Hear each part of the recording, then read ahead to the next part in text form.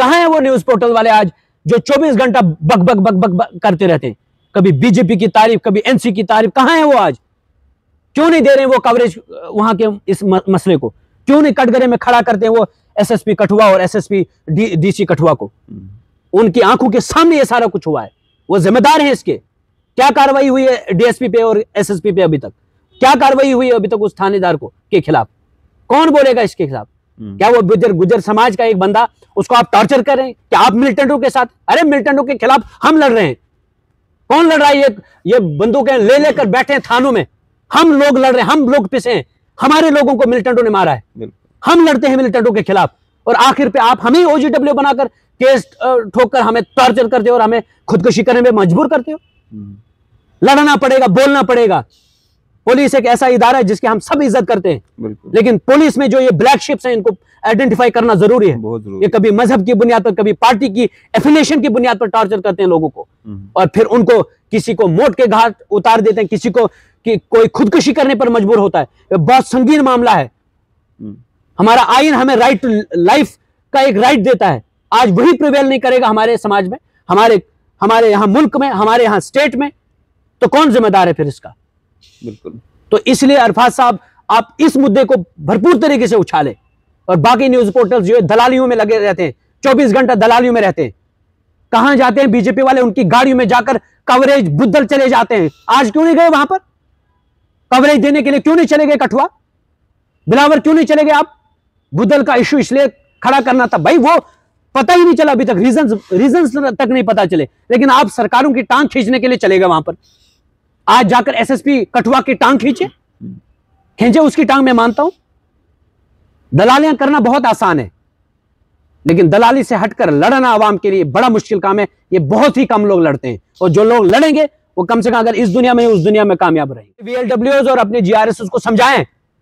वो क्या चोर छुपन छुपाई वाली गेम खेलते हैं और उसको देंगे, इसको नहीं देंगे, इसको देंगे, उसको नहीं देंगे। मैं खुद वेरीफाई करूंगा लोगों के मकानात को।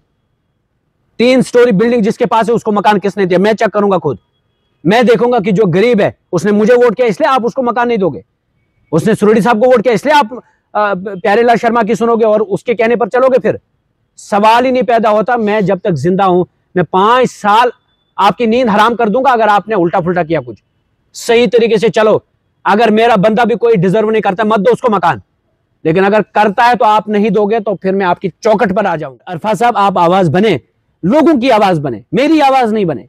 बिल्कुल हम लोग आप जिस तरह से मैं देखता हूं, कल वहां कठुआ में एक मामला पेश आया, आपने देखा ही लीड रूम में किसी ने आवाज उठाई? वो कुछ वकील साहिबान वही बेचारे आवाज उठा रहे। कब तक वकील ही सिर्फ लड़ेगा आपके ये मामला? ये जंगे कौन लड़ना चाहिए? आपका एमएलए लड़ना चाहिए, आपके चीफ मिनिस्टर लड़ने चाहिए, सड़क पर होना चाहिए उनको। जिस दरिंदगी के साथ उसको मारा, जिस तरह से उसने खुदकुशी की और नोट डाला कि मेरे साथ क्या क्या हुआ, और ये हर जगह के मामला थे। ये किश्तवाड़ में भी बड़े लोगों को इस तरह एक्सप्लॉइट किया जाता है, उनको डराया जाता है, उनको टॉर्चर किया जाता है, उनको जबरदस्ती के बयानात उनसे लिए जाते हैं। कौन बोलेगा इसके लिए? शेख जफर बोलता है और फिर लास्ट पे यही लोग जाते हैं, जब कौम खतरे में होती है हम बोलते हैं, और जब इलेक्शन आता है तो ये कौम को बोलते हैं हमें वोट दे दो, कौम खतरे में। नौकरियां दूंगा, मैं आपको ये करूंगा, मैं मतलब झूठ मूठ ये वो, और मैं आपके इलाके का हूं, मैं आपके बीच में रहूंगा। शेख जफर जो है वो मड़वा का है, वो मड़वा जाएगा, वो वहां बैठेगा, उसको कहां ढूंढोगे? लोगों ने एक बार भरोसा कर लेते हैं। और आज लोग वहां जो कह रहे हैं कि वो तो कह रहा था मैं यहीं बैठूंगा, 3 महीने 4 महीने से लापता है एमएलए वहां से। और एक बार एतमाद आप जीतने में कामयाब हो सकते हो और कोई भी हो सकता है, लेकिन बार बार वो मौका आपको नहीं मिल सकता है। आज उन्हें मौका मिला। मेरी कमजोरी ये थी कि मैं लोगों तक नहीं जा पहुंचा था। मुझे लोग फोन कर रहे थे यहां आओ वहां आओ, कम वक्त मिला छात्र और मुगल मैदान के लोगों को समझने में और उनका एतमाद हासिल करने में, और मैं उनका एतमाद को जीत नहीं सका। लेकिन आज मुझे जो फोन कॉल्स आ रही हैं वहां से, मुझे सिर्फ इतना ही कहते हैं कि हमसे बड़ी गलती हो गई, हमसे भूल हो गई, हम जो समझते थे वो कोई और निकला, वो कुछ और निकला। बनने के बाद उन्होंने कुछ काम तो करवाए वहां पे। अभी 4 महीने, अभी चीफ मिनिस्टर साहब रो रहे हैं तो एमएलए क्या करेगा? कुछ सोशल मीडिया में हमने कौन सा वाला काम? नहीं, पता नहीं कौन सा वाला काम? रोड शो नहीं, ये इतना जल्दी हो सकता है? आपको पता है कि ये मिड फाइनेंशियल ईयर चल रहा था जब वो जीत कर आए। ये तो पुराने प्लान सारे चल रहे हैं। अभी तो उन्होंने कुछ, अभी तो हाँ राहल की एक रोड उन्होंने इनॉग्रेट की, एक दिन ओथ लिया, दूसरे दिन रोड की इनॉग्रेशन हुई, ये मुमकिन होता है? मड़वा में बिजली 1.5 साल पहले, आपको पता है, मैंने आपको इंटरव्यू भी दिया है कि बिजली सैंक्शन हो गई, उसकी टेंडरिंग हो गई। आप कहेंगे मैंने टेंडरिंग कराई, तो टेंडरिंग तो होती नहीं है, पहले प्रोजेक्ट सैंक्शन होता है, वो तो किसी ने कराया। उससे पहले जो डॉक्यूमेंट्स चलाए, डीपीआर तैयार करवाए, वो तो किसी ने किया। और आपको पता है ये 68 करोड़ का प्रोजेक्ट है, सेंट्रल गवर्नमेंट का है। इनकी अभी स्टेट में नहीं कुछ चलती है, तो सेंट्रल गवर्नमेंट में क्या चलेगी इनकी? उसके एक प्रोसेस से वो चीजें मैंने चलाई। आपने कितनी बार सवाल मुझे पूछे कब होगी बिजली सैंक्शन, मैं आपको कहता था 100% होगी। तो वो काम हुए।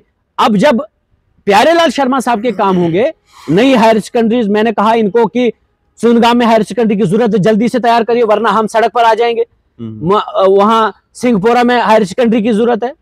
और मड़वा वार्ड, जहां तक मैं जानता हूं, मैंने कई बार ये मामला उठाए कि यहां पर हायर सेकेंडरी की जरूरत है, लेकिन हायर सेकेंडरी अपग्रेडेशन का काम सरकार ने ठप करके रखा था।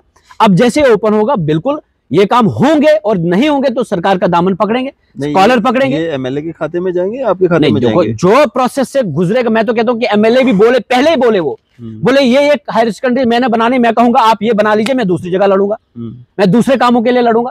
अब वो वही काम, निकम्मा जो लीडर होता है ना, वो बैठे रहता है, अय्याशियां करता है, मस्तियां करता है, मौज करता है, लास्ट पे दूसरे के काम पर नजर रखता है। भाई ये जो है अब हो ही गया, मैं कहूंगा मैंने भी किया।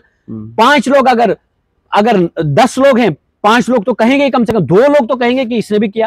तो बेवकूफ बनाने वाली सियासत नहीं करनी चाहिए। वो मुझे कहें, उन्होंने वादा किया आईटीआई दूंगा मड़वा को, वो कहेंगे कि आईटीआई देंगे, मैं चुप रहूंगा। अगर वो मड़वा को आईटीआई दे पाएंगे, मैं चुप रहूंगा। बिजली के लिए भी बोला, अगर सिलेंडर के लिए भी नहीं, उन्होंने सिलेंडर गैस जो देने का वादा किया, वो तो नहीं हुआ। देखो अगर वो देंगे, मैं तो कहूंगा कि सरकार का बिल्कुल उसमें क्रेडिट तो ओवरऑल सरकार को जाएगा। मैं तो उमर साहब की उसमें तारीफ करूंगा, उनको भी जाएगा। वो एमएलए मैनिफेस्टो नहीं ना है, मतलब जो पार्टी मैनिफेस्टो होता है वो पार्टी मैनिफेस्टो, एमएलए मैनिफेस्टो था, उसने कहा कि मैं आईटीआई दूंगा। अब आईटीआई पूरे जम्मू कश्मीर को नहीं मिलेंगे। आईटीआई अगर वो छीन कर हमारे लिए लेकर आता है, मैं तारीफ करूंगा। उन्होंने आपन पावर प्रोजेक्ट की बात की, अगर वो आपन का पावर प्रोजेक्ट बनाने में कामयाब होंगे, मैं तारीफ करूंगा। वहां खुद उनको 10 मेगावाट का जब पावर प्रोजेक्ट वहां बनेगा और लोकल जो का एम्प्लॉयमेंट मिलेगी, मैं तो तारीफ करूंगा। भाई क्यों नहीं करूं? मेरे लोगों को रोजगार मिलेगा, बिजली मिलेगी, मुफ्त वहां जनरेट होगी, मड़वा का नाम निकलेगा, वार्ड 1 का नाम निकलेगा, इससे ज्यादा क्या चाहिए मुझे? देखो सियासत उसी लिमिट तक ठीक है जिस लिमिट तक लोगों का खसारा नहीं। हम जब सियासत करते हैं, लोगों का जिसमें बेनिफिट हो वो सियासत करनी चाहिए।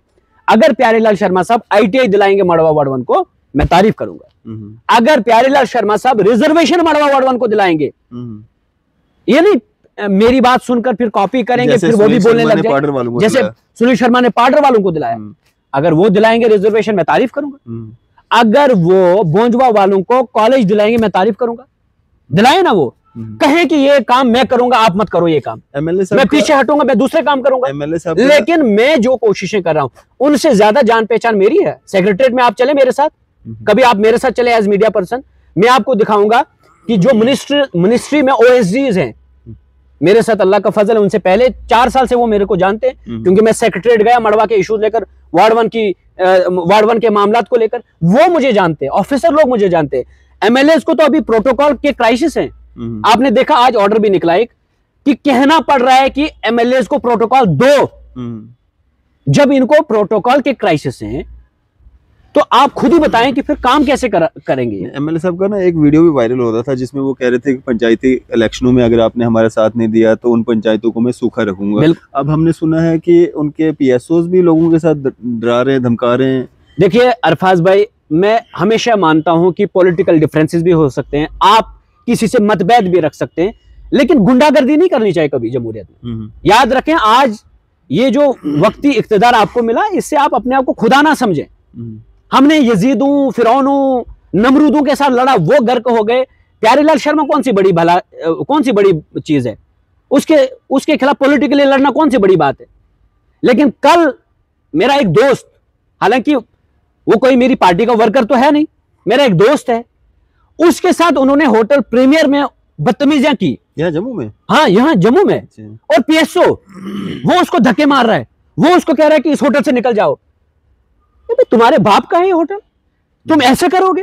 तुम गुंडागर्दी करोगे? नहीं, मैं नहीं था, वो तो जाहिर सी बात है, मेरा वर्कर तो है नहीं, वो मेरे साथ 24 घंटा रहेगा, दोस्त है मेरा वो, अच्छा, उन्होंने आपके साथ बात शेयर की? इस बुनियाद उन्होंने फिर मुझे बोला कि जनाब इन्होंने ये आपके खिलाफ बोल रहे थे। अच्छा। एक पीएसओ मेरे खिलाफ कैसे बोलेगा? उसको किसने हक दिया? और वो पीएसओ बना, कोई खुदा नहीं बनाया। और आप ये बात जहन में बिठा कर रखें, ये मत सोचें कि प्यारेलाल का आप चीफ मिनिस्टर के भी पीएसओ होंगे ना, तब भी हम ये लिफ्ट देने वाले लोग नहीं, हम आपसे डरने वाले लोग नहीं। आप खुदा नहीं, हमारे सांसों के मालिक नहीं है। हमने उनसे टकराया जो तुम्हारे बॉस हैं, और उनका नामो निशान नहीं सियासत में आज कहीं पर। तुम तो कहीं किसी के लायक नहीं हो, तुम तो कोई बड़े हो ही नहीं। अपने आप को लिमिट में रखो। ये मत सोचो कि आप किसी के पीएसओ हो गए और सब कुछ आप ही के हाथ में आ गया। आपका एमएलए रो रहा है, आप क्या करोगे फिर? इसलिए ये अरफाज भाई, आप मीडिया वाले भी हमेशा इन चीजों को उठाएं कि किसी की भी गुंडागर्दी, कल मैं एमएलए बन जाता हूं तो मेरी गुंडागर्दी स्टार्ट हो जाएगी, तो ये आप इसको अप्रिशिएट करेंगे? नहीं करेंगे, बिल्कुल। कभी भी इन चीजों को अप्रिशिएट नहीं करना चाहिए। और वो होटल प्रीमियर में मेरे एक साथी को, दोस्त को, यार चलो ठीक है भाई, पॉलिटिकल डिफरेंसेस है, अगर उसने मुझे वोट किया इसका मतलब क्या आप उसको मार देंगे? थ्रेट्स दे रहे हैं उसको। और वहां एक और साथी है, वो ट्रैफिक में काम करता है, अनंतनाग में उसकी ड्यूटी है। वो क्या कर रहा था होटल प्रीमियर में? और वो भी, मैं तो कहता हूं कि सीसीटीवी फुटेज उसकी निकाली जाए। क्या बिहेवियर था उनका? DGP police Jammu Kashmir, IGP DI मतलब एडिशनल जो डेप्यूटी ये जो है डीजीपी हैं जो जम्मू में बैठते हैं, उसके बाद जो आईजी बटोत में बैठते हैं, और एसएसपी साहब किश्तवाड़। मैंने कल पोस्ट भी चढ़ाया क्योंकि ये लोग मेरी ये सारी चीजें देखते हैं। मैं इस वक्त जाहिर सी बात है मैंने इलेक्शन लड़ा है और सबको मालूम है कि स्टेट कैडर में हूं मैं, तो ये सब इन सब तक मेरी ये बात पहुंचनी चाहिए कि ये लोग कोशिश करें, क्योंकि इनके सोशल मीडिया पे भी इनके कई लोगों ने कमेंट्स तक किए। अब देखो कि वो कमेंट्स क्या दर्शाते हैं। ये तो कभी कभार हमारे ऊपर हाथ भी उठा लेंगे, ये तो कभी कभार ये तो हमें हमारी सेफ्टी के लिए भी खतरा है। क्योंकि जो आपको एम्प्लॉयज होकर बर्दाश्त नहीं करते, कमेंट लिखने पे सीधा आ जाते हैं, उनके अंदर आपके लिए कितना जहर होगा। एम्प्लॉयज आपकी पोस्ट पे कमेंट्स कर रहे हैं। अच्छा। एम्प्लॉयज होकर कमेंट्स कर रहे हैं, सर्विसेज रूल्स के खिलाफ जा रहे हैं, कानून के खिलाफ जा रहे हैं, मेरा जो प्रोटोकॉल एसजीडीसी है उसको ब्रीच कर रहे हैं, मेरे मैंडेट की इंसल्ट कर रहे हैं वो, और अजीब तरह के कमेंट्स लिखते आ रहे हैं। तो ये जो चीजें हैं ये जमहूरियत में ठीक नहीं। आप पॉलिटिकली हो सकता है मेरे साथ मतभेद रखते हो, बट आपकी ये जुरिस्डिक्शन नहीं है कि आप एम्प्लॉय होकर आप लड़ने लग जाएं, आप मेरे खिलाफ बोलने लग जाएं, आप कमेंट करने लग जाएं। ये पॉलिटिशियंस का काम है। पॉलिटिशियन आपस में बात करें। मेरे खिलाफ अगर आपके प्यारेलाल को मेरे खिलाफ बोलना है बोले, वो मेरे खिलाफ बोले, मैं उनके खिलाफ बोलूं, वो मेरी कमजोरियां बताएं, मैं उनकी कमजोरियां बताऊं, ये हमारा जमहूरी हक है। लेकिन आपका ये जमहूरी हक नहीं, आपका जमहूरी हक ये है कि आप अपना काम अच्छे से करें। अगर मैं जो बंदा, मुझे एक टीचर है, अगर वो कमेंट करता है, अगर मैं उसी को कहता हूं कि आपकी ड्यूटी कहां पर है, आप कहां पर हैं, आप बच्चों को पढ़ाएं, मुझे मेरे सामने पढ़ाएं जरा, वो नहीं पढ़ा पाएंगे, एक लफ्ज भी नहीं पढ़ा पाएंगे। तो जो जिसका काम है वो अपना काम करें। सियासतदानों का काम है आपस में भिड़ना, इस तरह आर्गुमेंट्स में पढ़ना, आपका काम नहीं है। तो ये सारी बदकिस्मती हमारी। तो बाकी मैं ये कह रहा था कि केशवान, कुछाल, ये 2 एरियाज हैं छात्र मुगल मैदान में। खुदा की कसम यहां पर एक हेल्थ सेंटर प्रॉपर फंक्शनल नहीं है। उनकी सड़कें आप देखेंगे, हादसात होते हैं, कोई पूछताछ नहीं, कोई रोड की मरम्मत नहीं। उधर एक एरिया है निच्छा चास, वहां सड़क नहीं पहुंची है। जीएम सरूड़ी साहब मिनिस्टर रहे, सड़क नहीं पहुंची। क्वाट में सड़क नहीं पहुंची, दिच्छड़ में सड़क नहीं पहुंची, ग्वाडन में सड़क नहीं पहुंची, किथर में सड़क नहीं पहुंची। ये छात्रों मुगल मैदान, बोंजवा, जुगना, भालना, जो केशवान का एरिया है, वहां सड़क नहीं पहुंची, वहां सर्वे अधूरी रखी है। तो क्यों नहीं सर्वेज हो रही हैं, क्यों नहीं ये काम शुरू किए जा रहे हैं? अगर आप इतने बड़े हो, आप कहते हो 68 करोड़ का प्रोजेक्ट मैंने मड़वा में सैंक्शन कराया, तो ये छोटा काम क्यों नहीं हो रहा है फिर 2-3 महीनों में? आप छुपे हुए हो, डरे हुए हो, आप लोगों से लापता हो चुके हो। एमएलए इंद्रवाल साहब को आना चाहिए, पब्लिक के बीच में आना चाहिए। पब्लिक आज परेशान है, और पब्लिक, आप कहोगे कि मकान मैं दे रहा हूं, जॉब कार्ड मैं दे रहा हूं, ये आपका नहीं है, सेंटर की स्कीम है। आप अपना बताएं एज एमएलए आप क्या कर रहे हैं। सेंटर की स्कीम का आप बताओगे ये मैं कर रहा हूं। मकान आपको पता है पीएमएवाई के तहत सेंटर की स्कीम है। जॉब कार्ड आपको पता है 2006 से चला आ रहा है, वो सेंटर की स्कीम है। ये सेंटर की स्कीम है। जो मैरिज असिस्टेंस स्कीम सेंटर की स्कीम है। आपने कहा स्टेट गवर्नमेंट आपको 3000 देगी पेंशन, कहां है वो? 12,000 cylinder gas 12 cylinder gas per year, कहां है वो? आपने कहा मुफ्त बिजली, कहां है वो? इवन की एमएलए इंद्रवाल एक बार अपनी स्पीच में इलेक्शन के दौरान ये तक बोले कि आप मुझे वोट दो, हम तारे नहीं लगने देंगे, मीटर नहीं लगने देंगे। आज कह रहे हैं मीटर लगने दो, और कहा था कि जो मीटर लगाएगा बिल जो आएगा वो मैं खुद आकर इंद्रवाल में भरूंगा। आइए भरिए आप बिल। किश्तवाड़ में फ्री बिजली की मूवमेंट चल रही है आज कि किश्तवाड़ को फ्री बिजली दो, और किश्तवाड़ डिजर्व करता है। हमारे पावर प्रोजेक्ट्स, हमारे यहाँ डिफॉरेस्टेशन, हमारे यहाँ दरियाओं को तबाह किया, हमें यहाँ हमारे किश्तवाड़ में लोगों को सांस लेना मुश्किल हो गया। अगर फायदा नुकसान हमें, तो फायदा दिल्ली वालों को, राजस्थान वालों को। मैं तो कहता हूं कि फ्री बिजली देनी चाहिए और बगैर मांगे देनी चाहिए किश्तवाड़ डिस्ट्रिक्ट को, और न सिर्फ किश्तवाड़ डिस्ट्रिक्ट को बल्कि पूरे चिनाब खिते को, क्योंकि हर जगह पर पावर प्रोजेक्ट्स की वजह से नुकसान हमने उठाया। हमने गर्दा पिया उन पावर प्रोजेक्ट से निकलता हुआ गर्दा, हमने जहरीली गैसों का सामना किया, हमने वहां पर डिफॉरेस्टेशन देखी, उसका खमियाजा हमने भुगता। लेकिन फायदा किसको? दिल्ली को मिल रहा है, राजस्थान को मिल रहा है। मैं तो कहता हूं कि पूरे चिनाब वैली को मिलना चाहिए। और चिनाब वैली की जो लीडरशिप है, अगर अभी सजाद साहब किश्तवाड़ में, अगे शर्मा साहब है, शगुन परियार साहिबा, वो आकर बताएं जनता को कि आप चाहते हैं किश्तवाड़ को फ्री बिजली मिले या नहीं मिले। और सजाद साहब को तो डेपुटेशन लेकर चीफ मिनिस्टर से मिलाना चाहिए उन नौजवानों को। क्यों खामोश है वो? 5 साल तक वो नजर नहीं आएंगे, 5 साल के बाद वो जिंदा हो जाएंगे फिर से कि कौम खतरे में, तो कौन देगा वोट उन्हें? हम लड़ने वाले लोग हैं, हमें हराने के लिए हर मुमकिन कोशिश करते हैं, ऐसे जैसे ठग लोग, ऐसे जैसे जो नेता रहे हमारे। लेकिन जब 5 साल गुजर जाएंगे, 5 साल तक खामोश रहते हैं ये लोग। जैसे ही 5 साल गुजर जाएंगे, 5 साल के बाद ये आपके बीच में आकर आपके खिलाफ बोलने लग जाएंगे, आपके खिलाफ साजिशें बनाने लग जाएंगे। सजाद साहब किचलू ने और सुरूरी साहब ने इस बार मीटिंग की कि किसी भी तरह से जफरुल्लाह को हराना है। हम जीते या ना जीते, लेकिन जफरुल्लाह हारना चाहिए। यह हालत है इनकी, और यही कौम के फिर बड़े मसीहा बन जाते हैं। और दूसरी बात, प्यारेलाल शर्मा साहब अपने आप को सेकुलर कहता है, कहता है सेकुलर, बिल्कुल अपने आप को सेकुलर कहता है। 3 प्यारोज हैं उसके, तीनों के तीनों हिंदू हैं। क्यों? राजेश एंड राजा ठाकुर। बताओ मुझे, 90% मुस्लिम कॉन्स्टिट्यूंसी, एक भी मुसलमान प्यारो नहीं मिला उनको, नहीं मिला। आपके सामने इंटरव्यू दिया कि मैंने मदरसे को 5 लाख दिए। कहां है वो 5 लाख? बताएं मुझे, कहां है वो 5 लाख? आज तक उन्होंने मदरसे को वो 5 लाख नहीं दिए हैं। मदरसे के नाम पर प्रचार, मुसलमानों को बेवकूफ बनाना, और लास्ट पे जब आप फायदा देते हो, किसको देते हो? क्या करते हो फिर आप उसके बाद? आप 3 प्यारोज, कौन कौन? राजेश यानी राजा ठाकुर। क्यों?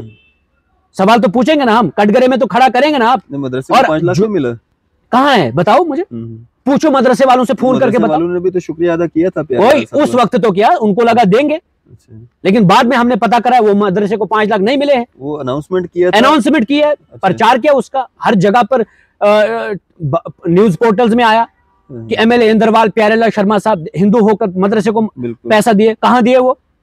बताएं वो, आप मदरसे वालों को फोन करके पूछे उनसे अब कि वो 5 लाख मिला। मैंने एक देखा जम्मू बुलेटिन वगैरह कुछ ऐसा था, वो आयशा लड़की है, उन्होंने चलाया, देखिए प्यारेलाल जी ने वगैरह वगैरह, उन्होंने बड़ी अच्छी बात थी, हम भी खुश हो गए थे। चलो भाई, ऐसे जज्बात हैं, अगर ऐसे सेकुलर लोग हैं, क्या वाकई में वो सेकुलर है? बताएं मुझे, ये जो 3 प्यारोज हैं, ये किस बुनियाद पर आपने रखे? किस बुनियाद पर आपने राजा ठाकुर को रखा अपने साथ? क्या वजह है कि कौन सा मतलब वो पोजीशन होल्डर है, क्या टैलेंट है उनमें जो आपने उनको प्यारो बनाकर रखा है? सारी जो चीजें हैं सामने आ रही हैं। और ये तक कहा गया, प्यारेलाल शर्मा ने ये तक कहा कि मुझे पता है कि अगले 5 साल के बाद मुझे कोई वोट नहीं करेगा, इसलिए अब मैं जो चाहूंगा वही करूंगा। और यही प्यारेलाल शर्मा कहता है कि जो मुझे सरपंची वोट नहीं देगा, सूखा रख दूंगा उसको, उस पंचायत को, और ये करेगा आपका भला, ये लड़ेगा आपकी बिजली के लिए, ये लड़ेगा आपके कॉलेज के लिए, ये लड़ेगा आपकी रोड के लिए। नहीं लड़ेगा ये अपना कर्जा उतारने के लिए एमएलए बना है। 29 करोड़ का कर्जा है सरकार से, इसने कर्जा लिया। बनने से कर्जा उतर जाएगा। जब ये जाहिर सी बात है कमीशन का हिस्सा बनेंगे, और क्या करेंगे फिर? जब इन्होंने, और लोगों को बोलते हैं इनके लोग, और मैं बार बार कहता हूं, ये जो वीडियो साहिबान है और जो भी हैं, आप ओपनली जो मकान दे रहे हैं लोगों को, अपने VLWs और अपने GRS को समझाएं। वो क्या चोर छुपन छुपाई वाली गेम खेलते हैं, और उसको देंगे, इसको नहीं देंगे, इसको देंगे, उसको नहीं देंगे। मैं खुद वेरीफाई करूंगा लोगों के मकानात को। 3 स्टोरी बिल्डिंग जिसके पास है उसको मकान किसने दिया, मैं चेक करूंगा खुद। मैं देखूंगा कि जो गरीब है, उसने मुझे वोट किया इसलिए आप उसको मकान नहीं दोगे, उसने सुरूरी साहब को वोट किया इसलिए आप प्यारेलाल शर्मा की सुनोगे और उसके कहने पर चलोगे? फिर सवाल ही नहीं पैदा होता। मैं जब तक जिंदा हूं, मैं 5 साल आपकी नींद हराम कर दूंगा अगर आपने उल्टा फुल्टा किया कुछ। सही तरीके से चलो। अगर मेरा बंदा भी कोई डिजर्व नहीं करता, मत दो उसको मकान, लेकिन अगर करता है तो आप नहीं दोगे तो फिर मैं आपकी चौखट पर आ जाऊंगा। और जरूरत पड़ेगी तो जब मुझे लगेगा कि ये एमएलए एक्सप्लॉइट करता अपनी पोजीशन को, तो मैं चीफ मिनिस्टर के रेजिडेंस के बाहर भी धरना दूंगा। तो अरफात साहब, आप आवाज बने, लोगों की आवाज बने, मेरी आवाज नहीं बने। बिल्कुल, हम लोग आप जिस तरह से मैं देखता हूं, कल वहां कठुआ में एक मामला पेश आया, आपने देखा ही लीड रूम में किसी ने आवाज उठाई? वो कुछ वकील साहिबान वही बेचारे आवाज उठा रहे। कब तक वकील ही सिर्फ लड़ेगा आपके ये मामला? ये जंगे कौन लड़ना चाहिए? आपका एमएलए लड़ना चाहिए, आपके चीफ मिनिस्टर लड़ने चाहिए, सड़क पर होना चाहिए उनको। जिस दरिंदगी के साथ उसको मारा, जिस तरह से उसने खुदकुशी की और नोट डाला कि मेरे साथ क्या क्या हुआ, और ये हर जगह के मामला थे। ये किश्तवाड़ में भी बड़े लोगों को इस तरह एक्सप्लॉइट किया जाता है, उनको डराया जाता है, उनको टॉर्चर किया जाता है, उनको जबरदस्ती के बयानात उनसे लिए जाते हैं। कौन बोलेगा इसके लिए? शेख जफर बोलता है, और फिर लास्ट पे यही लोग जाते हैं, जब कौम खतरे में होती है हम बोलते हैं, और जब इलेक्शन आता है तो ये कौम को बोलते हैं हमें वोट दे दो, कौम खतरे में। तो अरफात साहब, आप आवाज, मैं कल बहुत खुश हुआ जब आपने इस बात को उठाया। कहां है वो न्यूज पोर्टल वाले आज जो 24 घंटा बक बक बक बक बक करते रहते हैं, कभी बीजेपी की तारीफ, कभी एनसी की तारीफ? कहां है वो आज? क्यों नहीं दे रहे वो कवरेज वहां के इस मसले को? क्यों नहीं कटघरे में खड़ा करते हैं वो एसएसपी कठुआ और एसएसपी डीसी कठुआ को? उनकी आंखों के सामने ये सारा कुछ हुआ है, वो जिम्मेदार है इसके। क्या कार्रवाई हुई है डीएसपी पे और एसएसपी पे? अभी तक क्या कार्रवाई हुई है अभी तक उस थानेदार के खिलाफ? कौन बोलेगा इसके खिलाफ? क्या वो गुजर समाज का एक बंदा, उसको आप टॉर्चर कर रहे हैं? क्या आप मिलिटेंटों के साथ? अरे मिलिटेंटों के खिलाफ हम लड़ रहे हैं। कौन लड़ रहा है? ये बंदूकें ले लेकर बैठे हैं थानों में, हम लोग लड़ रहे हैं, हम लोग पिसे हैं, हमारे लोगों को मिलिटेंटों ने मारा है, हम लड़ते हैं मिलिटेंटों के खिलाफ, और आखिर पे आप हमें ओजीडब्ल्यू बनाकर केस ठोककर हमें टॉर्चर करते हो और हमें खुदकुशी करने में मजबूर करते हो। लड़ना पड़ेगा, बोलना पड़ेगा। पुलिस एक ऐसा इदारा है जिसकी हम सब इज्जत करते हैं, लेकिन पुलिस में जो ये ब्लैक शिप्स हैं, इनको आइडेंटिफाई करना जरूरी है। ये कभी मजहब की बुनियाद पर, कभी पार्टी की एफिलिएशन की बुनियाद पर टॉर्चर करते हैं लोगों को, और फिर उनको किसी को मौत के घाट उतार देते हैं, किसी को कि कोई खुदकुशी करने पर मजबूर होता है। ये बहुत संगीन मामला है। हमारा आईन हमें राइट टू लाइफ का एक राइट देता है। आज वही प्रिवेल नहीं करेगा हमारे समाज में, हमारे यहाँ मुल्क में, हमारे यहाँ स्टेट में, तो कौन जिम्मेदार है फिर इसका? बिल्कुल। तो इसलिए अरफात साहब, आप इस मुद्दे को भरपूर तरीके से उछालें, और बाकी न्यूज पोर्टल्स जो है दलालियों में लगे रहते हैं, 24 घंटा दलालियों में रहते हैं। कहां जाते हैं बीजेपी वाले? उनकी गाड़ियों में जाकर कवरेज बुद्धल चले जाते हैं। आज क्यों नहीं गए वहां पर कवरेज देने के लिए? क्यों नहीं चले गए कठुआ, बिलावर? क्यों नहीं चले गए आप? बुद्धल का इश्यू इसलिए खड़ा करना था भाई, वो पता ही नहीं चला अभी तक, रीजंस तक नहीं पता चले, लेकिन आप सरकारों की टांग खींचने के लिए चले गए वहां पर। आज जाकर एसएसपी कठुआ की टांग खींचे उसकी टांग, मैं मानता हूं।